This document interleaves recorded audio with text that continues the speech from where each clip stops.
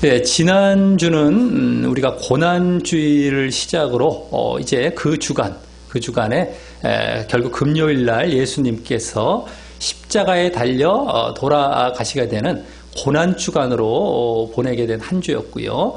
그렇게 돌아가신 이후에 이제 사흘째 되는 날, 바로 오늘이 되겠습니다.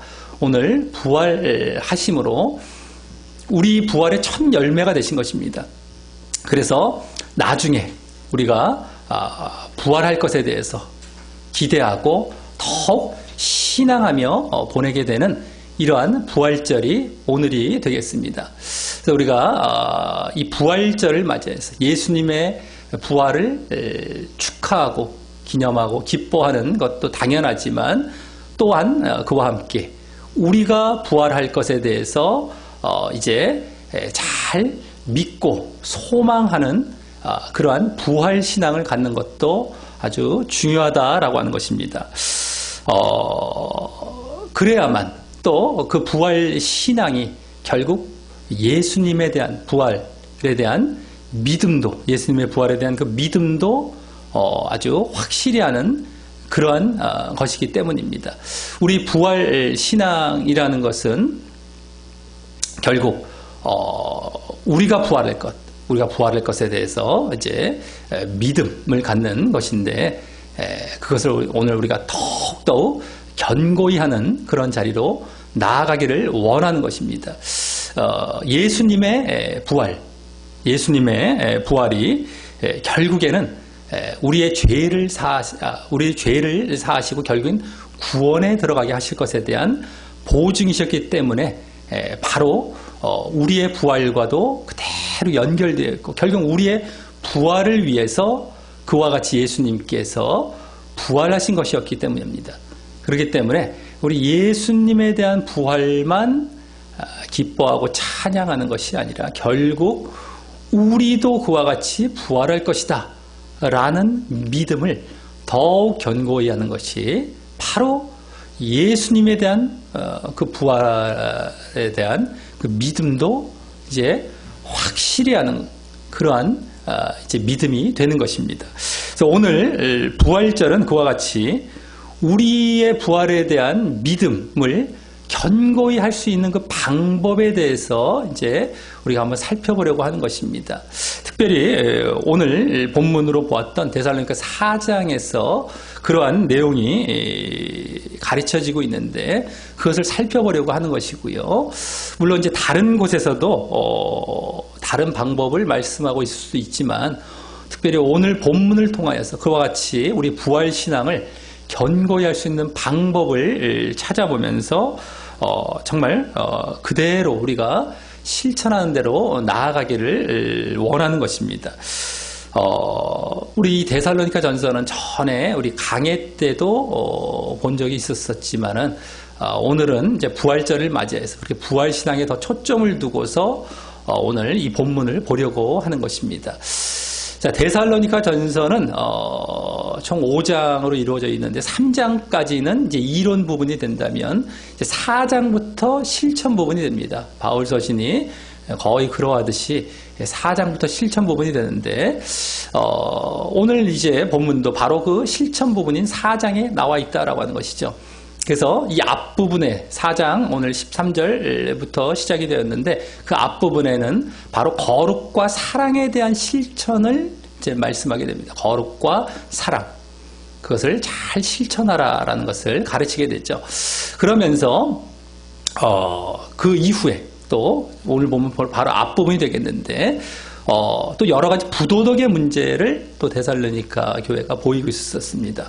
그래서 아까 거룩과 사랑과 반대되는 차원의 문제라고 할 수 있었는데, 거룩과 반대되는 것은 음행의 문제였고요. 또 사랑과 반대되는 것은 재림의 시기에 대한 오해로서 예수님께서 언제 재림하실지 그 시기에 대한 오해를 갖고 있음으로써 이제 요란함의 문제를 보이는 것이었습니다. 그래서 이러한 문제들 외에도 또 다른 문제를 이제 오늘 말씀하게 되는 것이 오늘 본문이 됩니다. 그것이 바로 다른 문제가 아닌 재림에 대한 문제였습니다. 재림에 대한 문제.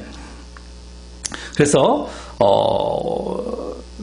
그 재림에 대한 지식을 잘못 알고 있고 또 그걸 잘 모르고 있기 때문에 그것을 잘 해결해 줌으로 말미암아 이들이 재림으로 인해서 예수님의 재림으로 인해서 갖고 있었던 그러한 문제들도 잘 해결해 주는 그러한 내용이 되겠습니다. 이 가운데 이제 오늘 초점이 되는 부활에 대해서도 언급하고 있는데 그 부활이라는 것이 바로 예수님의 재림 때 이루어질 것이기 때문입니다. 그래서 오늘 이제 본문 가운데서는 결국 우리가 부활에 대해서 초점을 맞춰서 보려고 하는 것이지만 사실 큰 틀에서 봤을 때는 이 재림에 대한 가르침 가운데 그 부활을 이제 보게 되는 것입니다. 그리고 이 데살로니가 전서는 이 가르침, 이 데살로니가 교인들을 바울 사도가 가르치는 이러한 내용들이 주를 이루기 때문에 바로 재림의 문제에 대해서도 가르치는 형태로서 이제 오늘 말씀이 되게 되는 것이고 그 가운데 이제 실천 부분이기 때문에 실천도 말씀하게 됩니다. 이 가르침에 대한 또 실천도 말씀하게 되고 그 가운데에 부활이 또 포함되어서 오늘 함께 말씀이 되는 것입니다. 그래서 우리가 그 전체 내용들을 쭉 살펴보면서 결국 우리가 부활 신앙을 더욱 견고히 하는 방법이 오늘 본문을 통하여서 중요하게 또 무엇이 제시되는지 살펴보면서 정말 그대로 그것을 내 마음에 품고 또 우리가 적용하면서 부활신앙을 더욱 견고하게 하는 이러한 부활절을 보내는 시간을 갖도록 하겠습니다.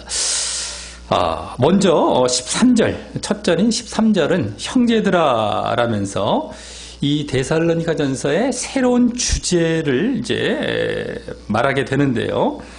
그것은 거기 바로 자는 자들에 관하여 라는 주제가 되는 것입니다. 여기 자는 자들이란 앞으로 부활할 사실을 염두에 두고 믿는 자 중에서 그렇게 죽은 자들, 자는 자들을 말하는 것입니다. 믿는 자들 중에서 죽은 자들을 이제 잔다라고 말씀하고 있죠. 앞으로 부활할 것, 다시 깰 것이기 때문에. 그래서 예수님께서도 이렇게 공생애 때도 그와 같이 잔다라는 표현으로 죽음을 자주 말씀을 하셨습니다.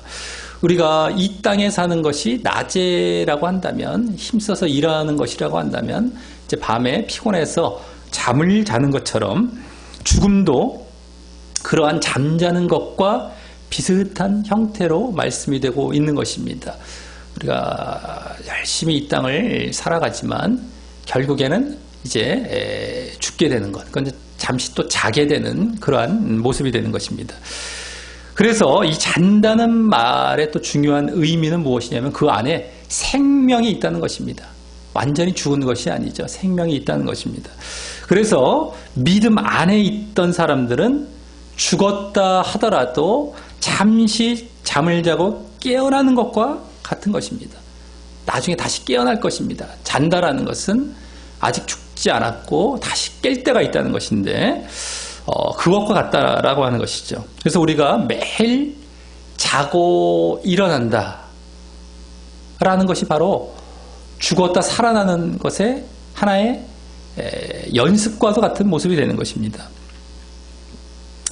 그렇게 다시 살아나는 것, 이게 바로 부활의 아주 신비가 되는 것인데 그것을 우리는 날마다 경험하며 연습하고 있는 것과도 마찬가지인 것입니다. 날마다 우리가 자고 일어나고 이것이 우리가 죽었다 다시 살아나는 것에 대한 연습이 되는 것이죠. 자, 그런데 이 당시 데살로니가 교인들 중에 그렇게 죽어서 잠든 자들이 있었나 본데요. 그 데살로니가 교인들은 그들에게 대해서 걱정하며 여기 13절 말미에 나오듯이 슬퍼하며 고통하는 고통하는 가운데 있었던가 또 그렇게 있을 분위기가 있었던 것 같습니다. 하지만 그렇게 믿다가 죽은 자들에 대해서 슬퍼하는 것은 거기 또 나오듯이 바로 소망 없는 다른 이, 즉 소망 없는 다른 이는 뭡니까? 내세와 부활에 대한 소망이 없다는 것이 여기에 소망은 내세와 부활에 대한 소망이 없는 불신자들이나 보이는 모습이라는 것이고요. 그래서 그들에 대해 거기 또 나오듯이 슬퍼하지 않게 하려고 이제 한 가지 방법을 바울 사도가 제시하는데 그것은 거기 그 죽은 자들에 대해서 너희가 알지 못함을 우리가 원치 않기 때문에 이제 그에 대해 말하는 가르치는 그러한 방법인 것입니다. 너희가 그 죽은 자들에 대해서 알지 못함을 우리가 원치 않기 때문에 이제 말하고 가르치는 그러한 방법. 그래서 그들이 또 슬퍼하지 않게 하는 그러한 자리로 계속 나아갑니다. 그래서 다른 것은 몰라도 이번에 이 죽은 자들에 대해서는 그 데살로니가 교인들이 잘 알지 못했고 슬퍼할 만한 분위기가 있었기 때문인 것입니다. 다른 것들에 대해서는 이들이 칭찬받는 것도 있었지만은 이건 잘 모르고 있어요. 그런 부분들이 있었던 겁니다. 그래서 가르치고 계속 그걸 말해 주려고 하는 것이죠. 자, 그래서 이제 바울의 가르침이 이어지게 됩니다. 그리고 이때 다른 소망이 아닌 결국 내세와 부활과 영생에 대한 소망이 없는 그 불신자들을 비교 대상으로 언급한 것을 보면 앞으로 이 뒤에 이제 부활과 관련하여 말씀할 것임도 짐작해 볼 수 있게 되는 것입니다. 자, 그래서 이 뒤에 바울의 그 가르침을 통해서 이들 또한 이 데살로니가 교인들 또한 부활에 대해서 믿을 뿐만 아니라 부활에 대한 소망을 가져야 함도 암시하고 있는 것입니다. 여기서 벌써 자, 그럼 다음 14절 맨 앞에는 왜냐하면 이란 말이 생략이 되어서 이제 앞서 말한 그 죽은 자들이 어떻게 되는지에 대해 가르치기 시작합니다. 죽은 자들이 어떻게 되는지에서부터 이제 가르침이 시작이 되는 거예요. 가르침이 이제 쭉 죽은 자들에 대한 너희들의 지식을 제대로 이런 가르침들을 가르치기 시작하죠. 자, 먼저 거기 우리가 예수에 죽었다가 다시 사심을 믿을진데 라고 여기 이제 우리는 누가 되겠습니까? 우리는 죽은 자들, 아까 죽은 자들까지 다 포함하여 예수님께서 죽음에서 부활하셨음을 믿는 다면 이렇게 지금 말씀하고 있는 겁니다. 그렇죠? 죽은 자들을 다 포함해서 우리까지 데살로니가 교인에서 들이 예수님께서 죽었다가 죽음에서 부활하심, 다시 사심을 하셨음을 믿는다면이라고 결국에 그 죽은 자, 우리라는 것은 앞으로 이제 죽을 자들, 또 이미 죽은 자, 그 죽은 자가 죽기 전에 보여야 했을 조건을 말씀하는 것입니다. 우리가 죽기 전에, 앞으로 또 죽은 후에 그걸 믿음을 보였어야 되는 것이죠. 죽기 전에 보여야 했을 조건, 바로 예수님의 부활에 대한 믿음인 것이고요.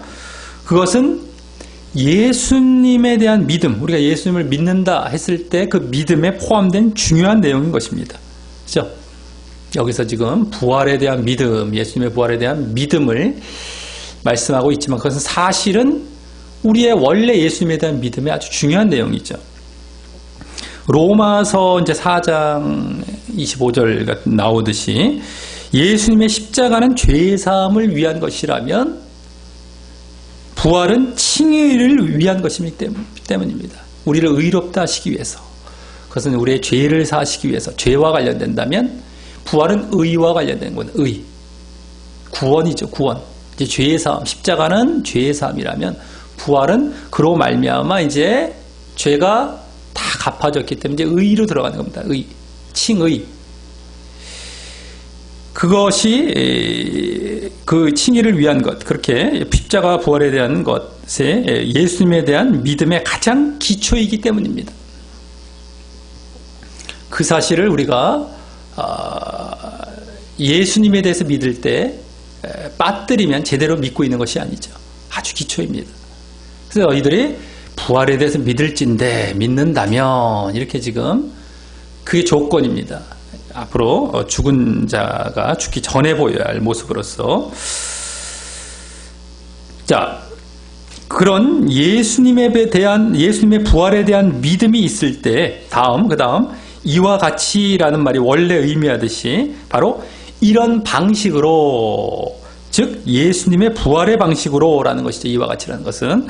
그래서 그 다음 예수 안에서 자는 자들도 하나님이 저와 함께 데리고 오시리라고 하는 것이 죽은 자들이 어떻게 될 모습으로 이제 가르치는 내용인 것입니다. 그리고 여기 예수 안에서 자는 자들은 앞서 13절에서는 그냥 자는 자들이라고 했던 말보다 예수 안에서라는 말을 덧붙인 것인데, 그 예수 안에서라는 말은요, 더 정확히 예수를 통과하여 뭐 이런 뜻입니다. 그래서 원래 이 땅에 살아 있을 때가 예수 안에 있는 것이기 때문에 이는 죽음을 맞이하여서는요, 예수님의 생명을 통과하는 그런 차원에서 이와 같이 말한 것이라고 볼 수 있습니다. 예수 안에서 예수를 통과해서 죽는 것이죠. 이 땅에서는 그렇게 안에서 있었다고 한다면 통하여, 그래서 통하여라는 말을 쓴 겁니다. 영어로 말하자면 in이 아니라 through입니다. through. 자, 그래서 다른 식으로 이 말을 이제 우리가 말하자면 한마디로 이제 예수님의 부활에 연합되는 모습인 것이죠. 예수님의 생명을 통과한다. 그러니까 예수님의 부활에 연합하는 겁니다. 그리고 그것을 위해 이 땅에서 이미 자신이 십자가와 연합하는 그러한 진정한 믿음 안에 있었음도 암시되고 있는 것이고요. 그렇죠? 그래야만 부활에 연합한다고 성경에 나오고 있기 때문이죠. 그냥 우리가 부활에 연합하는 것이 아닙니다. 우리가 십자가에 연합할 때 부활에도 연합한다. 이렇게 순서가, 조건이 이렇게 붙어 있는 것이지, 그냥 자기 십자가와 연합도 안 했는데 부활만 연합한 것만 바라보고 그럴 줄 알고 착각하다가 오히려 안 되는 것입니다. 그래서 여기에서는 예수 안에서라는 말이 단순한 말인 것 같지만은, 이와 같이 예수님과 부활에 연합하는 것뿐만 아니라 그 이전에 십자가와 연합한다는 말까지 다 포함되는 말들이죠. 자, 그래서 이 14절 여기까지에서는 짧지만 이 부활에 대한 핵심적인 가르침이 담겨 있는 것입니다. 바로 우리가 살아서 예수님의 부활에 대한 믿음을 가진 자들은 나중에 죽어서는 예수님의 부활처럼 예수님의 생명을 통과하여 예수님의 부활에 연합하여 그렇게 부활할 것임을 가르친 것입니다. 예수님의 부활처럼 우리도 그렇게 예수님의 부활에 연합해서 부활할 것이다 라는 것을 가르친 것입니다. 물론 이때 죽어서 예수님의 생명을 통과하고 부활에 연합한다라는 것은 죽기 전 이 땅에서는 예수님의 죽음을 통과하고, 앞서 말씀드렸듯이 이 생명을 통과한다는 것과 반대 개념이 이제 죽음을 통과하는 건데, 이 땅에서는 예수님의 생명을 통과하는 것이 아니라 이제 이 땅에서 살 때는 우리가 예수님의 죽음을 통과하고, 그것이 결국 뭡니까? 십자가에 연합하는 겁니다. 십자가에 연합한 모습이 있었음이 암시되는 것이고요. 그래서 예수님에 대해서 여기 다시 사심이란 부활만을 말하고 있지 않고요. 그죠? 그 앞에 뭐라고 또 말씀하고 있습니까? 죽었다가라는 말씀하시죠. 죽었다가 말을 하고 있죠. 죽었다가라는 말도 하여서 십자가도 보이며 사실 그 십자가에 대한 믿음도 함께 요구하고 있는 것이고 말입니다. 그리고 그 십자가란 단순히 십자가에서의 죽으심만이 아니라 거기까지 가신 십자가의 삶과 길도 함께 내포하고 있는 것이고 말입니다. 그러니까 죽었다가는 별 의미가 없고 그냥 부활을 어떤 더 꾸미기 위한 하나의 수식어구다, 이 정도가 아닙니다. 죽었다가 부활, 이렇게 부활 쪽만 너무 강조하기 위한 정도가 아니라, 죽으셨다가죠. 원래 우리 존칭으로 말하자면 예수님께서 죽으셨다가라는 것. 그 죽으셨다라는 것은 그 십자가를 이제 보여주고 있는 것인데, 그 십자가라는 것은 부활과 하나의 짝을 이루어서 그냥 또 십자가가 아닙니다. 이 땅에서 사실 때 십자가의 삶과 길도 걸어가셨다는 것이죠. 죽음을 향해 십자가에 죽으시기 위해서 걸어가신 그 죽음의 길이었습니다. 이 십자가의 길이요. 그래서 결정적으로 십자가에 죽으셨던 것이지 그냥 십자가의 삶도 없이 나중에 그냥 이렇게 무슨 이렇게 동물들 그냥 도축당하듯이 그냥 돌아가시기 위해서만 가신 것이 아닙니다. 다 자기를 내려놓으시고 십자가의 길을 결국엔 순종의 본을 보이시고 걸어가신 그 길이 결국엔 십자가로 우리는 한마디로 요약이 되는 것입니다. 그 모습으로 십자가에 죽으신 것이죠. 그래서 죽었다가라는 말은 그 사실 가지고 우리는 볼 줄 알아야 됩니다. 이 성경을 제대로 볼 줄 안다면 그걸 봐야 되는 것인데 또 그것은 슬쩍 제쳐놓고 부활을 수식하시기 위한 정도로만 넘어가서는 안 된다는 것이죠. 여기서 물론 이제 부활의 강조점이 있긴 합니다만 그렇다고 해서 그러면 그냥 부활만 말씀하면 되는 것인데 왜 죽었다가라는 말을 하고 있냐는 것이죠. 그건 아닌 거. 항상 짝을 이루어서 이렇게 정말 함께 가는 겁니다. 함께. 자, 그리고 다음 그런 자들을 하나님이 저와 함께 즉 예수님과 함께 예수님 곁에 이런 말이 되는데 어쨌든 예수님 곁에 데리고 오실 것이라는 또 더 정확한 뜻인 데리고 가실 것이라는 겁니다. 데리고 가실 것입니다. 원래는요. 데리고 오신다라고 하면 이건 뭐 말이 안 되죠. 아직 간 적도 없는 사람을 어디서 데리고 옵니까? 그죠? 원래가 데리고 간다는 말입니다. 번역이 약간 좀 아쉽죠. 자, 하나님께서 그럼 어디로 데려가시겠습니까? 바로 하나님의 나라인 것입니다. 하나님의 나라. 그래서 앞서 이와 같이란 말부터 여기까지는 이와 같이 이런 방식으로 아까 그런 의미라고 그랬죠. 그래서 이와 같이란 말부터 여기까지는 더 구체적으로 말해서 믿는 자가 예수님처럼 부활되고 또 하나님께서 예수님과 함께 하나님 나라로 데려가실 것이라는 것인데요. 그 데려가는 방식은 이제 이 뒤에 나옵니다. 이 뒤에 나오게 되는데 어쨌든 부활되고 믿는 자가 부활되고 결국에는 함께 하나님 나라로 데려가심을 당할 것이다. 데려가실 것이다. 요거죠. 부활되고 부활과 데려가심. 요걸 지금까지 말씀했는데 그 데려가시는 방식이 이제 이 뒷부분에서 예수님의 이제 승천과도 비슷한 바로 들려 올림, 즉 한자어로 말하자면 휴거가 되는 것입니다. 예수님의 승천과도 비슷하게 휴거라는 방식으로 데려가신다는 것이. 자, 그래서 다음 이제 15절 맨 앞에는 왜냐하면이라는 말이 생략되어서 저 17절까지 해서 방금 14절의 그 핵심 내용인 우리의 부활과 휴거를 중심으로 그 내용을 더 구체적으로 말하게 되는 것입니다. 그렇죠? 14절에서는 결국엔 부활과 휴거를 말씀한 것이죠. 더 간단하게 요약해서 말하자면 그것을 이제 더 구체적으로 17절까지 해서 더 구체적으로 이제 말하게 됩니다. 그럼 우선 15절 상반절은 우리가 주의 말씀으로 너희에게 이것을 말하노니 라면서 주의 계시로 주신 말씀을 근거로 말씀함을 이제 보이며 시작합니다. 주의 말씀이라는 것이 바로 주의 계시로 주신 말씀이죠. 바울 사도에게 계시로 이제 그렇게 이제 가르친다는 겁니다. 그걸 근거로. 자, 그리고 먼저 15절 하반절은 그럼 주 강림하실 때까지 우리 살아남아 있는 자도 자는 자보다 결단코 앞서지 못할 것이라면서 이제 다시 주 강림이라는 예수님의 재림에 대해 말씀합니다.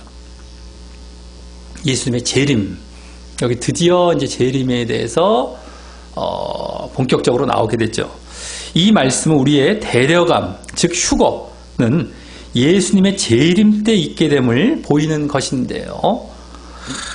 그때까지 살아서 남아있는 자란 뭐 언제든 간에 재림이 있을 때 그 당시 살아있는 자를 말한다고 할 수 있는데 그렇게 살아있는 자라 할지라도 앞서부터 말한 여기 자는 자, 즉 이미 죽은 자와 대비시켜서 그보다 그 이미 죽은 자보다 바로 결단코 앞서지 즉 절대 앞지르지 못할 것임을 강조하고 있는 말인 것입니다.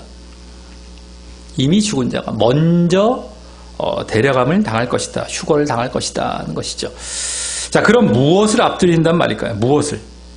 바로 부활과 휴거죠. 부활과 휴거 앞에서 말했던 부활과 휴거가 되는 것인데, 그래서 그 내용에 대해서 다시 다음 16절 맨 앞에 왜냐하면 이란 말이 생략되어 17절까지 해서 그렇게 말한 이유에 대해 구체적으로 말하게 됩니다. 오늘 본문은 첫 13절부터 지금 계속해서 조금씩 더 자세히 그 내용을 열어 보이는 형태로 이루어지고 있죠. 특히 부활과 휴거와 재림에 대해서 말입니다. 계속해서 부활, 휴거, 재림에 대해서 조금씩 더 점점 더 자세하게 말하는 쪽으로 들어가고 있습니다. 자, 그래서 먼저 16절 상반절은 예수님의 재림을 먼저 예수님의 재림입니다. 재림을 더 구체적으로 말씀하는데, 거기 잘 보면 주께서 친히 하늘로조차, 즉 하늘로부터 강림하시되, 즉 내려오시되, 쭉 강림하신다, 하늘로부터 내려오신다는 것이죠. 거기 뭐라고 합니까? 호령, 즉 외치는 소리죠. 호령, 외치는 소리와 또 천사장의 소리와 또 하나님의 나팔 소리입니다. 나팔 소리에 또 나팔 소리를 내며 강림하신다는 것입니다. 이때 나팔 소리와 천사에 대해서는 마태복음 24장에서 예수님께서도 이미 말씀하시면서, 특히 천사가 택하신 자들을 하늘 이 끝에서 저 끝까지 사방에서 모으는 역할을 하는 것으로 나오고 있었어요. 물론 택하신 자들은 예정돼서 택하신 자들이 아니죠. 믿음 때문에 택하신 자들이죠. 믿음 안에 있는 자들이죠. 자, 어쨌든 천사가 이렇게 쫙 사방에서 모아요. 이렇게 와서 재림 때 함께 와서, 그래서 그때 또 주님의 나오고 있었어요. 여기 지금 그때 여기 주님의 호령과 또 천사장의 소리도 그런 이제 신자들, 믿는 자들을 모으는 역할을 하는 것임을 짐작할 수가 있는 것이고요. 막 이 소리와 함께 이렇게 모으게 되는 것이죠. 나팔 소리와 천사가 이제 그렇게 모으는 것으로 나오는 것이기 때문에 마태복음은 여기 호령 또 천사장의 소리까지도 그런 모으는 역할을 할 것임을 짐작할 수 있고요. 또 나팔 소리에 대해서는 고린도전서 15장에서는 그 나팔 소리가 나면 우리가 순식간에 변화되고 죽은 자들이 썩지 아니할 것으로 다시 살고 이제 부활하는 것이죠. 또 그때 우리도 변화한다, 살아있는 자도 변화한다 하면서 더 자세히 또 그걸 말씀하고 있어서요. 그러한 소리들은 또한 그렇게 부활체로 변화되게 하는 역할을 할 것임도 짐작해 볼 수 있는 것입니다. 모으는 역할, 또 부활하게 하는 부활체로 변화되게 하는 역할, 이러한 역할이 이 소리 가운데 다 담겨 있는 거예요. 막 소리를 내면서 부활을 시키고 그 다음 모으는 것이죠. 다 이렇게, 그래서 이제 이렇게 데려가는 것이 되는 것이죠.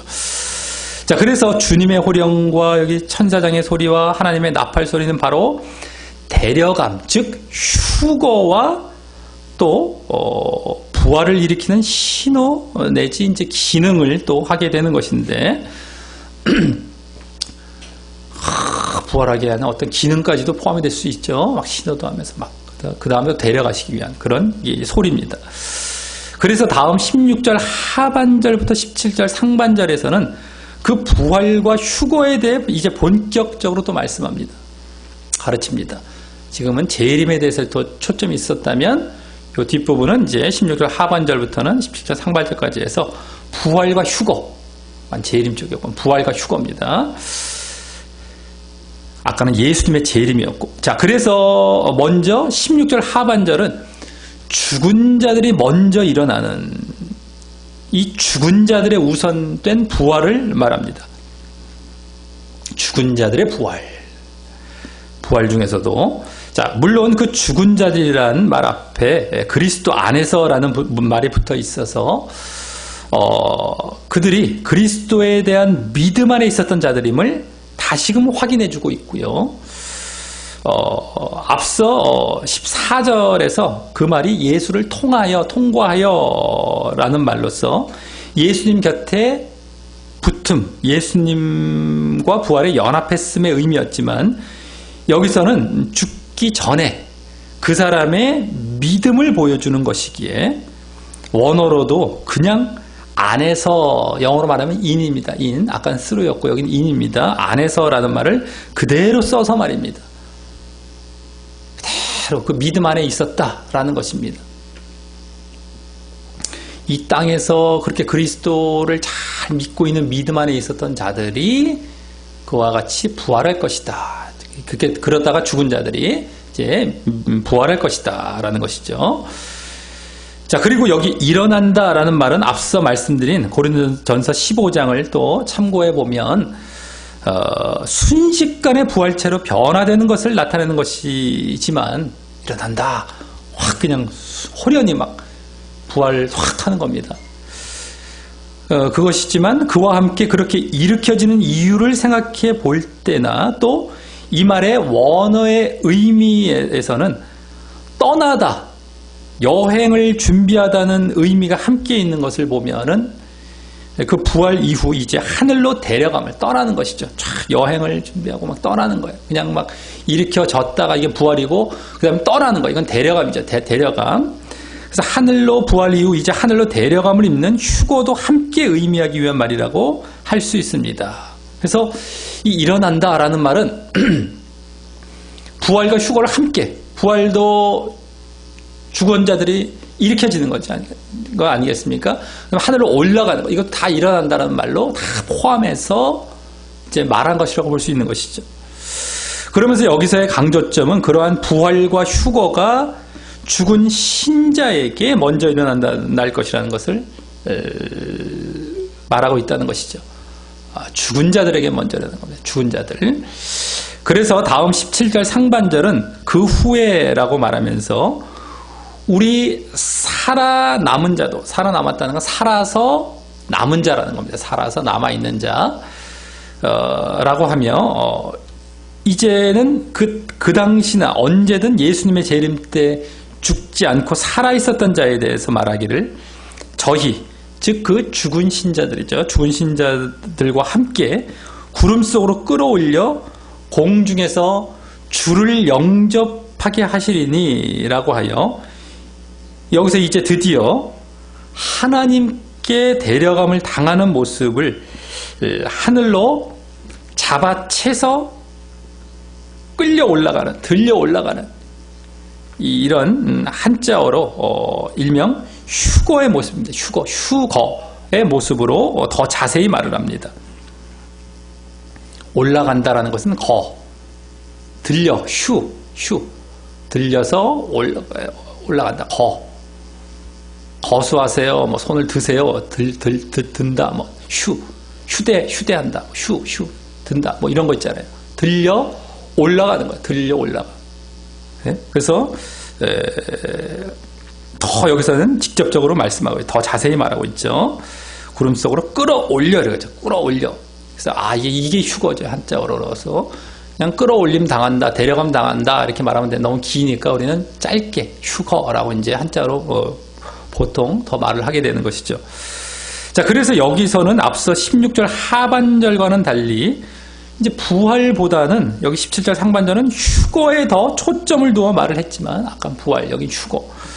자, 이 또한 앞서 말씀드린 고린도전서 15장을 참고해 보면 살아서 남은 자들도 그렇게 휴거되기 전에 부활체로 변화되는 모습도 있었음도 내포된 것입니다. 여기서는 지금 말씀이 안 되고 있죠. 그냥 휴거만 말씀한 것 같지만, 살아남은 자들 휴거만 말씀한 것 같지만 그들도 그 전에 부활이 있었던 상태에서의 이런 휴거입니다. 그래서 아까 뭐 일어난다라는 말도 부활과 휴거가 다 포함이 되었다면 여기서 뭐 끌어올려간다. 이것도 마찬가지로 부활이 된 상태에서 끌어올린다는 것까지 다 포함이 돼서 말하고 있는 것이죠. 부활과 휴거는 함께 가고 있는 겁니다. 또 예수님의 재림 때 또 그 일이 일어날 것이기 때문에 재림도 함께 가는 것이고요. 이게 다 연관이 되는 겁니다. 자, 그리고 그렇게 휴거된 다음 그 후에 있어질 일로 여기 공중에서 주를 영접하는 모습이 이제 또한 추가적으로 더 자세히 말씀되는 것입니다. 또 더 자세하죠. 이 모습을 흔히 이제 공중에서 주를 영접하는 이 모습을 흔히 신랑 되신 주님과의 혼인잔치의 모습으로 말하게 되는데, 이는 예수님과의 부활에 연합하는 모습의 그 극치라고 할 수 있을 것입니다. 부활의 연합, 이게 혼인잔치, 그게 극치입니다. 극치. 공주의 주를 영접, 주님과 혼인잔치한다 라고 하죠. 신랑과 신부가 하나로 연합되듯이 주님과 부활과 또 생명에 연합되어 말입니다. 부활에 연합되고 생명에 연합되는 것입니다.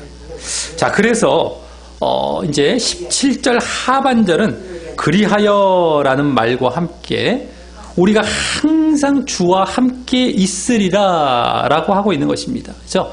끌어올려서 항상 이제 영접해, 주를 영접하고 혼인잔치에 들어가고 항상 주와 함께 있는 것입니다.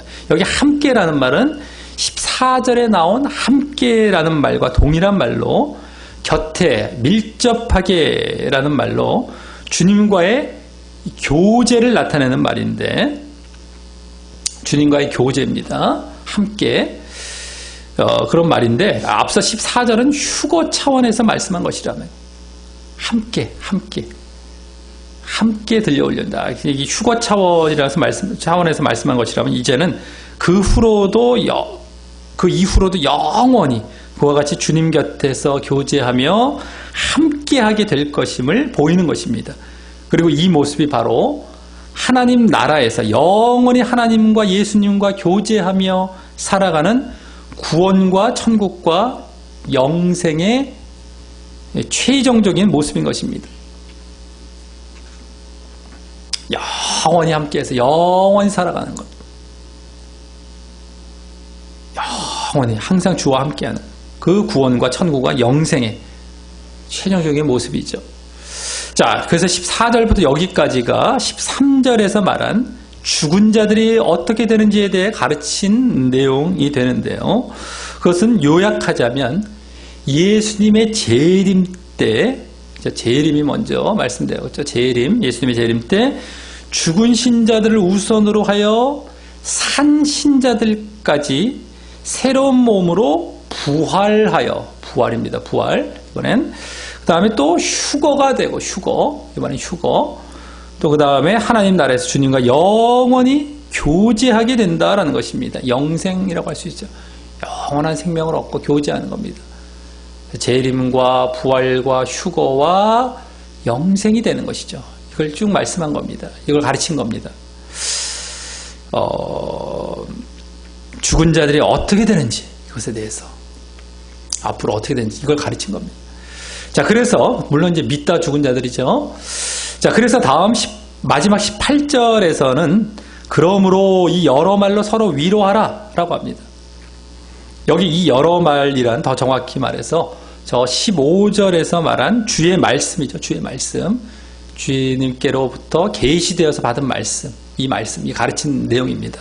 그렇죠? 그것을 가리키는데, 그 말씀, 여기 의로라는 말은 원래 안에서라는 말입니다. 그 말씀 안에서라는 겁니다. 뭐 수단이라기보다는 그 안에서 이런 거죠. 그래서 그러기에 그 말씀들을 서로 주고받으며 가르치라는 의미가 되는 것입니다. 서로 그 말씀 안에서 가르치라는 것이죠. 그러니까 서로 주고받으면서 가르치라는 의미가 되는 것입니다. 그래서 또 여기 위로라는 말은 원어상 어떤 뭐 심적인 마음의 위로를 받는 것을 의미하는 말이 아니라, 이 데살로니가 전서에서 뭐 4장 이 앞부분 10절 같은 데서도 뭐 권한다라는 말이나, 또 1절에서도 권면한다 라는 말, 또 저 앞에 뭐 2장 11절에도 나오기도 합니다. 권면한다, 권한다 라는 말과 원어상 같은 말인 바로 충고나 훈계를 나타내는 말입니다. 충고나 훈계. 그냥 위로가 아니죠. 충고나 훈계. 그래서 이 말들로 이렇게 가르치면서 충고하고 훈계하라고 말입니다. 마음을 위로해 주는 것이 아니라 충고하고 오히려 훈계하는 겁니다. 좀 반대적이죠. 더 위로가 아니라 충고와 훈계입니다. 그래서 오늘 첫 절인 13절에서 알지 못함을 원치 않는다고 하며 이 바울 일행부터 나름 그러한 이렇게 충고하는 뉘앙스, 강요하는 그런 뉘앙스로 말했고 말입니다. 벌써 알지 못함을 원치 않는다. 알지 못해서는 안 된다. 너희들 반드시 이거 알아야 된다. 이겁니다. 이런 뉘앙스인 겁니다. 사실은요. 여기서 충고에. 자, 그리고 그렇게 함으로 또 앞서 13절에서 말한 바와 같이 슬퍼함으로 소망 없는 불신자와 같은 자가 되지 말라는 것입니다. 막 슬퍼하고 막 불신자처럼 막 그러지 말라는 거예요. 소망 없는. 그러니 이 13절과 그죠? 이 부분 28절을 제대로 보면은요. 제대로 보면 잘못하면 자칫 그렇게 보기 쉽듯이 슬퍼하는 것도 당연하고 그래서 위로를 받아야 하는 것처럼 보일지 모르지만요. 얼핏 보면은요. 그것보다 그 죽은 자에 대해 슬퍼하지 말라. 그것은 재림과 부활과 휴거와 영생의 이 소망이나 믿음이 없는 자들이 보이는 그런 모습이다. 대신에 서로 이 사실들을, 이 말씀들을 서로 충고하고 훈계하며 가르쳐서 그 재림과 부활과 휴거와 영생의 소망을 가진 믿음을 굳게 보임으로 슬퍼하지 말라라는 것입니다. 슬퍼해서는 안 된다는 것이죠. 에휴, 슬퍼할 수도 있지, 너 위로받아, 뭐 이런 것이 아니라 슬퍼하는 것 자체가 불신자와 같다는 겁니다. 슬퍼하지 말라는 거예요. 소망 없는, 믿음 없는 자들과 같다. 슬퍼하지 말고 이것에 대한 지식을 제대로 갖고 제대로 또 가르치고 서로 간에 충고하면서, 모르면 충고하면서, 이건 몰라서는 안 되는 것이다. 그래서 가르쳐라. 그래서 너희들 앞으로 그렇게 하지 마라 라고 하는 어떤 충고 차원입니다. 훈계 차원이죠. 아유, 슬퍼했니? 그래 너 잘 슬퍼했어. 내가 위로해줄게. 이런 게 아닙니다. 우리나라는 그런 정서가 더 강하잖아요. 무조건 울면 이겨요. 울면 그 사람이 옳은 사람이 되는 경향이 많습니다. 무조건 누가 울면 앞뒤 이성이 사라지고 감정으로 다 가버려요. 그 우는 사람의 감정에 모든 포커스를 맞춥니다. 그런 것처럼 이 말씀도 자칫 그렇게 보기 쉬울 수가 있는데 그것이 아닌 겁니다. 오히려 그 반대 차원이죠. 정신 똑바로 차려. 너희들 슬퍼하는 거 아니야. 너희들 그러면 너희들 믿음 없는 자들이다. 제대로 이걸 알고 이걸 제대로 믿고 앞으로 이 소망을 갖고 제대로 믿음의 길을 걸어가라. 그래야 너희들 진짜 믿는 자들이다. 그거 막 슬퍼하고 이런 거 하면 안 되는 거. 그거는 불신자들이 보이는 모습이야. 라고 충고하는 겁니다.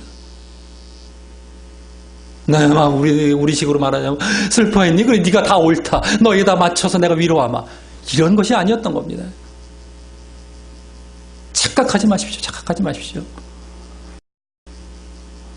우리가 일상 삶에서의 정서도 우리가 그런 것들도 바뀔 부분에서 바뀌어야 됩니다. 무조건 울면서 옳다고 하면은 뭐 우리 신앙으로 따지면 나중에 하나님 앞에 가서 하소연하면서 울면 자기가 구원받을 줄 착각하는 거랑 마찬가지. 심판대 앞에서 울어봐야 소용없어요. 하소연해봐야 소용없습니다. 우리는 대충 뭐 하다가 나중에 변명하고 핑계대면 뭐 다 통과될 줄 알고 착각하는 경향들이 있거든요. 그러한 삶의 어떤 습관들이 배다 보니까 그런 거 아닙니다. 하나님께서 공의예요. 공정하세요. 보자. 알았어. 울던가 말던가 그건 상관없고 보자 이거예요. 딱 보자. 이걸 보시고 판단하시고 심판하시는 것이지. 그래서 뭐 통과되고 이런 거 아닙니다. 절대. 울어야 할 때가 있지만 아무 때나 울면서 그냥 대충 때우고 넘어가는 이런 모습을 보여서 안 됩니다. 근데 어쨌든 여기서 지금 중요한 것은 그러한 분위기고 그러한 지금 뉘앙스로 지금 여기서 지금 말씀이 되고 있었던 겁니다. 자, 그리고 그렇게 볼 때 오늘 그 죽은 자들에 대해 슬퍼함은 이 데살로니가 교회의 신앙에 대한 바른 지식의 결여에서 나온 또 다른 문제였음을 알게 됩니다. 이 앞부분에 나온 부도덕의 문제가 아닌 이번엔 신앙 지식의 문제로서 말입니다. 이 부도덕의 문제는 데살로니가 교인들이 가지고 있었던 신앙 성숙의 문제였다면, 그 앞부분부터 쭉 보면 그게 나옵니다. 신앙 성숙의 문제였다면 이번에 이 재림 지식의 문제는 신앙 지식의 문제로서 말입니다. 성숙도 있고 신앙 지식이 있어. 신앙에 대한 잘 알고 그걸 또 실천에 갈 때 이게 성숙해 가는 것이죠. 근데 이건 신앙 지식의 문제입니다. 그리고 그에 대한 해결책은 다른 것이 아닌 이 재림과 부활과 휴거와 영생에 대한 지식을 서로 가르치며 훈계하는 것으로서, 그 문제에 대한 해결책입니다. 이게 이 지식들을 가르치며 훈계하는 거예요. 이들이 막 죽은 자들에 대해서 슬퍼하는 어떤 이런 문제들 잘 해결하기 위해서, 자, 그러한 바른 지식을 가르치는 모습이 오늘 본문에서 요구되는 또 다른 이 실천이 되기도 하는 것입니다. 여기 지금 실천 부분에 나왔기 때문에 이걸 실천하라는 겁니다. 또 가르치는 것이. 그리고 그 내용은 재림과 부활에 관련된 것이지만 형태상으로는 재림과 부활의 소망과 믿음을 독려하기 위해서이기에, 그것을 잘 독려하기 위한 겁니다. 믿음을, 소망과 믿음을. 그렇기 때문에 그 가르치는, 이렇게 가르치는 실천은 이제 오늘 알고자 했던, 오늘 우리가 알고자 했던 우리의 부활에 대한 믿음, 우리의 부활에 대한 그 믿음, 다른 말로 부활신앙이죠. 부활신앙을 더 견고히 할 수 있는 방법이 되는 것입니다. 여기서 지금 재림과 부활에 대한 그 믿음을 독려하기 위해서 이 말을 가르쳤기 때문에, 우리가 이 가르침을 받거나 가르친다는 것이 바로 우리의 부활신앙을 더 견고히 할 수 있는 방법이 되는 것으로서 오늘 우리가 제시받게 되는 것입니다. 자, 그래서 오늘 보았듯이 그 부활은 재림과 또 휴거 사이에 발생할 일이고요. 그죠? 재림하시고 그 다음에 부활, 그 다음 휴거지 않습니까? 그러니까 재림과 휴거 사이에 부활이 있고요. 오늘 우리의 초점은 부활 아니겠습니까? 부활. 또 그 이후 영생이었죠. 영생으로 이어지는 것이기에 영생은 또 부활의 최종적인 모습입니다. 계속 부활한 몸으로 영원히 살아가는, 부활과 짝을 이루게 돼요. 그래서 각각 재림과 휴거, 그죠? 예수님의 재림 때 휴거가 있습니다. 이것을 재림으로 묶고요.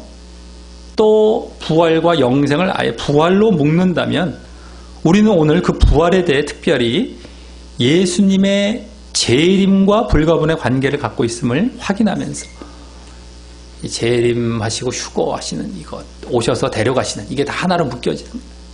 그리고 그 다음에 우리가 이제 부활에서 영생으로 들어가는 이걸 하나로 부활로 보는 거고, 재림과 부활로 이제 요약하자면 이게 서로 이렇게 불가분의 관계를 갖고 있음을 확인하면서 재림과 함께 이렇게 가르침을 받는 것으로서 정말 이 부활을 우리가 볼 수 있다라고 하는 것이죠. 함께 부활과 재림을. 자, 그러기에 또한 우리의 부활에 대한 소망은 예수님의 재림에 대한 소망과 같은 차원이고 말입니다.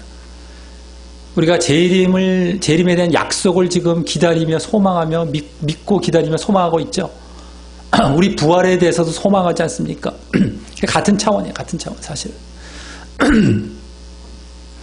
특별히 오늘 그 재림과 부활과 또 휴거와 영생에 대한 지식을 서로 가르치며 훈계하는 것은 이 데살로니가 교인들의 죽은 형제로 인한 슬퍼함의 문제에서 보여진 신앙 지식의 문제를 해결해 주기 위한 것이었기에 우리도 마찬가지로 죽음에 대한 두려움과 슬픔을 갖고 있다면, 특별히 이런 죽음에 대한 슬픔과 두려움을 갖고 있다면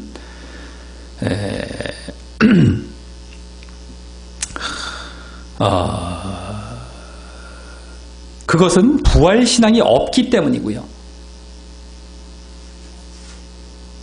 그래서 그런 자들은 더욱 예수님의 재림과 함께 그때 있을 예수님과 같은 부활과 또 예수님과 휴거를 통해 연합하며 그래서 영원히 예수님과 함께 영생할 사실에 대한 그러한 지식을 이 충고와 훈계와 함께 가르침받아야 하는 것입니다. 우리가 정말 죽음에 대해서 두려움이 있다라고 한다면 이 가르침을 잘 받아야 됩니다. 자꾸 이것에 대해서 알아가려고 하고 그것을 잘 가르침을 받아야 됩니다. 그래서 부활신앙을 잘 가지고 있어야 되는 것이죠. 부활신앙. 그래야만 그 죽음에 대한 두려움이 없어지는 거예요. 근데 어떤 사람이 그렇게 가르침 받아도 그 사실들이 안 믿어진다라고 한다면요. 어떤 신자가 이제 그렇게 얘기하는 거, 막 안 믿어져요. 만약에 그렇다고 한다면 그것은 아직 그 사람이 믿음에 제대로 들어온 것도 아닌 것입니다. 이 부활과 재림은 예수님에 대한 믿음의 기초이기 때문입니다. 예수님의 부활은 십자가와 십자가와 연관해서 죄사함과 칭의를 비롯하여 결국 우리의 구원과 연관이 있고, 그죠? 죄사함, 또 칭의 다 이제 죄사함 받아서 의롭다함을 받아 이게 다 구원입니다. 십자가와 연관해서 이 부활은요, 다 이것을 우리가 처음 예수님 믿을 때 다 이제 우리가 복음으로 듣고 제시받게 되죠. 그래서 구원입니다. 또 구원, 그리고 더더욱이 구원과 관해서 연관이 됐죠. 또 예수님의 재림은, 근데 이 사실을 사실 잘 모르는 분들도 아마 많이 있을 겁니다. 신자들 중에서 많이 있을 거예요. 또 예수님의 재림은 그 부활과 구원이 이루어질 약속을 소망하면서, 부활과 구원이 이루어질 약속을 소망하면서 믿는 그 실제적인 것이기에, 그 실체입니다. 그 실체. 결국 우리의 믿음과 연관이 되어 있기 때문인데요. 소망, 약속을 소망하며 믿는 그런, 그래서 또 믿음입니다. 믿음, 예수님의 재림에 대한 믿음. 그러한 우리의 구원과 그것을 위한 믿음과 같은 영적인 것의 핵심에 관심을 두고 믿지 않았다면 결국 제대로 믿은 것이 아니기 때문입니다. 우리가 십자가와 부활에 대한 가르침도 처음에 예수님에 대한 십자가와 부활도 가르침 받고 결국에는 우리의 구원과 그것이 연관이 되어 있다는 것을 다 이제 가르침 받게 되는 것이죠. 근데 이것도 쉽지 않은 것이 십자가와 부활은 부활만 강조해서 구원을 얘기할 수가 없게 돼 있어요. 십자가도 얘기해야 되는데 우리의 십자가를 얘기해야 되거든요. 우리의 부활. 이걸 함께 얘기해야 되는데 사실 우리 십자가, 자기 십자가에 대해서 요새 말을 잘 안 하기 때문에 아예 부활도 예수님의 부활, 예수님의 십자가만 말하고 끝날 가능성이 높아요. 근데 이게 이제 어떤 지식, 그냥 막연한 어떤 예수님에 대한 어떤 신앙이 아니라 뭐 신학, 뭐 그냥 성경 지식, 신학 지식 정도라고 얘기할 수 있을까요? 이 정도에서 그치고 말죠. 그게 나의 십자가와 나의 부활과 연관이 됐다는 걸 잘 모르고, 그래서 그게 구원이다. 우리의 구원을 위한 것이었다. 그게 죄사함과 칭의과 그것과도 연관이 그대로 되고 예수님의 재림도 맞아요. 예수님도 재림도 결국엔 재림 하셔야만 그 부활이 이루어지죠. 그래서 우리가 그래서 예수님께서 부활하실 것을 약속받아서 소망하는 겁니다. 그러면서 그것을 계속해서 믿고 있는 거예요. 그게 믿음입니다. 또 믿음 차원. 물론 이것도 이제 구원이 그때 이루어지기 때문에 구원과도 연관이 되지만 우리가 믿음을 갖는 거예요. 그걸 소망하면서 믿는 차원이죠. 소망하는 차원이죠. 그때 이제 부활도 소망이 되고 또 다 들어가 있지만 물론 결국에는 또 믿음 차원입니다. 둘 다 마찬가지예요. 구원과 믿음입니다. 다. 그래서 이 소망은 믿음의 다른 표현이기 때문이죠. 근데 그것과 다 그것의 핵심을 두고 믿지 않았던 거예요. 믿지 않았던 겁니다. 제대로. 그렇기 때문에 아예 처음부터도 잘못 믿고 있었던 거예요. 구원과 믿음에 관련해서 믿고 있지 않았던 것이죠. 그래서 이것을 가르침 받아서 내가 믿어지지 않는다 라고 한다면 사실 그 사람의 문제가 있는 거예요. 제대로 처음부터 믿음에 들어온 것이 아닌 것입니다. 여기서도 마찬가지예요. 이것을 자꾸 가르치라 라고 하는 것은 뭐 안 믿어지는데 뭐 어떻게 뭐 가르쳐봐야 뭐 안 믿을래요, 못 믿겠어요, 이것이 아니라 너희들 정말 처음부터 믿음의 길을 걸어왔니? 그럼 이걸 내가 제대로 알려줄 테니까 이걸 제대로 알고 믿어라 이거예요. 그래서 너희들 부활신앙을 더 견고히 하라는 것이죠. 이걸 가르쳐줬는데 난 못 믿겠다고 막 버팅긴다면 당신은 아직 예수님을 믿지조차도 않았던 겁니다. 그러니 생떼를 쓰면서 나 믿게 해줘요. 당신이 아직 예수님에 대해서 믿지도 않은 상태에서 뭘 믿게 해달라는 겁니까? 끝까지 못 믿겠다고 하는 그런 상태인데요. 예수님도 지금 안 믿겠다고 하는 건데요. 그러니까 우리가 믿음의 이 시작부터가 아까 우리가 보게 되었던 구원과 믿음과 관련한 영적인 믿음으로 들어가지 않으면 그런 현상이 발생이 되는 겁니다. 그것과 관련해서 믿었으면 이런 현상이 발생이 안 되고 이거 지식을 잘 받아들이게 되고 이걸 부활신앙을 견고하게 하는 자리로 들어가게 되는 거예요. 이렇게 되는 것인데 이걸 처음부터 제대로 안 가르쳐 주는 데다가 거기에 관심을 안 두게 만들어 놨어요. 처음 복음을 전하고 영접시키고 믿게 할 때부터도 영적인 사실, 구원과 믿음에 대한 것에 더 제대로 우리가 가르치고 그것에 관심을 갖도록 그게 전부임을 계속해서 말하며 가르치며 이 성경도 계속해서 보면 다 그거 아니겠습니까? 계속해서 성경에서도 그 말씀되는 것을 확인시켜가면서 해야 되는데 그것이 안 되기 때문에 결국에는 뻗팅기는 거예요. 자꾸 영적인 믿음이 아니라 육적인 믿음을 가졌으니 사실은 그 사람은 믿음이 없었던 거거든요. 원래가. 그러니까 당연히 반응이죠. 이게 뭐 가르쳐도 안 믿겠으니까 나 믿게 해주세요. 이렇게 되는 거예요. 그러니까 다른 방법들을 막 동원해서 막 여러 가지로 이제 들어가게 되는 것이죠. 원래는 그것은 양념 정도가 될 수 있을지 모르지만 그게 주가 돼서는 안 되는 겁니다. 자, 그래서 오늘 본문에서는 그에 대한 가르침을 충고와 훈계 차원에서 말하고 있는 것은요. 아까 위로라는 말이 그 말이죠. 충고와 훈계. 그것은 바로 그러한 영적인 믿음을 제대로 갖기를 권면하는 차원에서 사실 당연한 모습이 되는 것입니다. 영적인 믿음을 제대로 가져라. 너희들 그것을 권면하는 또 차원이에요. 이게 지금 오늘 말씀들이. 권면하는 거예요. 당연한 충고와 이제 훈계죠. 그래서. 또 오늘 우리는 다른 한편 이미 그러한 부활신앙을 흔들림 없이 가지고 있다면 아까 그 영적인 믿음은 우리가 충고와 훈계입니다. 너희들 도대체 위로 막 훈계하고 이런 거 잘 알아야 됩니다. 이것을 제대로 안 가지면 너희들 아예 믿음이 없었던 것이기 때문에 이거 제대로 저거 해서 제대로 믿음도 더 제대로 가져가라 이거죠. 근데 다른 한편 우리가 그러한 부활신앙을 흔들림 없이 잘 가지고 있었다면 이제 그러지 않은 사람들을 이제 충고와 훈계를 담은 이러한 가르침의 의무가 있는 것입니다. 우리가 가르칠 의무가 있어요. 충고와 훈계를 담아 가르치면 그것에서 막 흔들리면 오늘도 그거였거든요. 그렇게 지금 가르치고 있었던 것이었거든요. 바울사도가 그들을. 그러면 안 돼. 약간 강하게 나가야 되죠. 아이고 그래 이게 아니라 그거 하지 마 이거죠. 슬퍼하니까 그랬니가 아니라 그거 하지 마라. 이런 분위기로 가야 되는 것이죠. 그러면 안 돼 이렇게 하는 것이죠. 울지 마. 또 이러면서 울었니?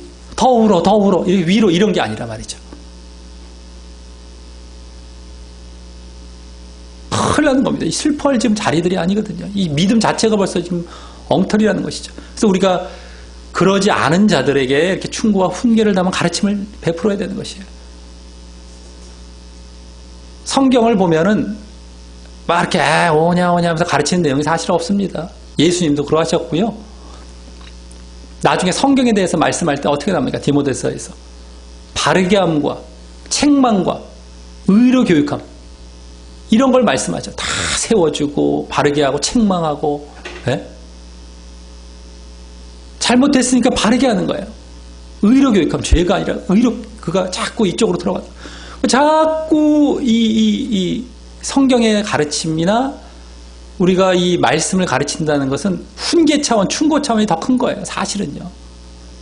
그걸 막 받아들여서 자기가 행해 나아가다가 간혹 가다가 조금 저거 할 때가 있을 때 약간의 뭐 저거 위로 차원이 될 수도 있고, 위로도 그렇게 그런 식으로 위로하지 않습니다.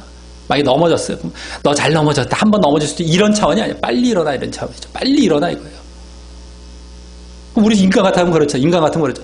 넘어질 수도 있죠가 아니야. 그런 말 절대 쓰지 마십시오. 뭐만 할 수도 있죠. 이런 말 써.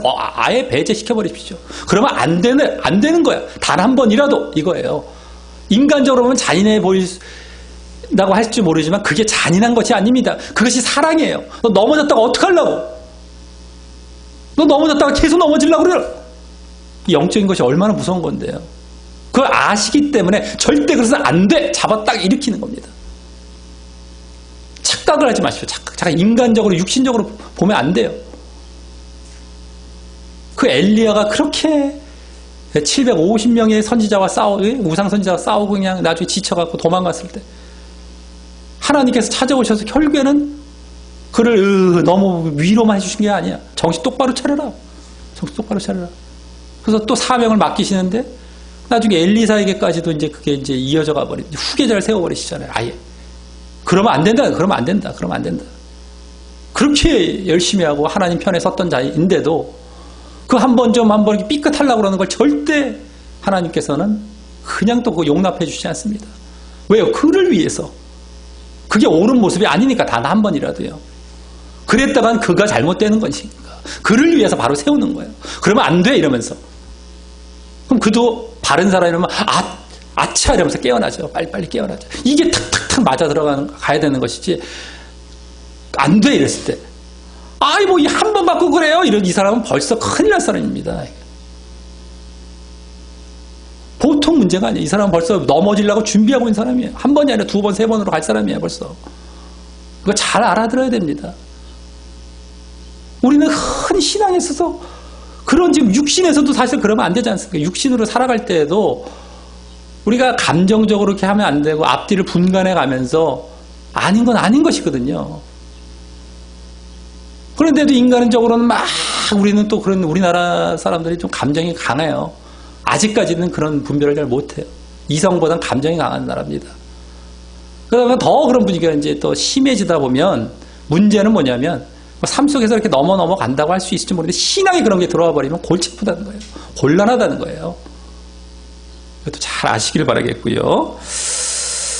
자, 그래서 우리가 더 그들도 가르쳐 나가야 되는 것입니다. 자, 우리 모두 이번 부활절을 맞아서 내 자신이 과연 재림과 부활과 휴거와 영생에 대한 지식을 확실히 갖고 그에 대한 믿음과 소망 속에서 이 죽음에 대한 두려움과 슬픔을 물리치고 있는 부활신앙이 견고한지 살펴보며, 그러지 못했다면 오늘 말씀을 통해 다시금 그 지식을 충고와 훈계의 그러한 뉘앙스가 담긴 가르침을 받으시며 부활신앙을 견고히 하시기 바랍니다.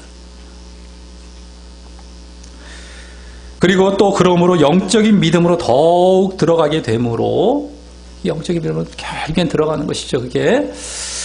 그래서 부활을 소망하는 자로서 이 땅에서는 또 십자가에 연합하여 십자가의 길을 또 잘 가시기 바랍니다. 그게 다 영적인 믿음 차원입니다. 자, 그래야 오늘 죽었어도 잠자는 자가 되어서, 우린 자는 거예요. 죽은 게 아닙니다. 잠자는 겁니다. 그래서 나중에 부활에 참여할 그러한 진정한 자격이 되기 때문입니다. 또 한편 부활신앙이 견고하지 못한 형제들을 잘 충고하고 훈계하며 가르침으로 그들도 바른 믿음의 길을 걷게 하는 실천도 잘 하심으로 나중에 부활과 영생에 더욱 넉넉히 들어가게 되시기를 예수님의 이름으로 간절히 축원합니다.